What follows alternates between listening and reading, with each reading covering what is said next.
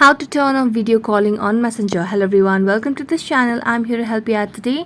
So without any delay, let's get started. So first of all, make sure you have stable Wi-Fi connection on your device, and after that launch the Messenger application.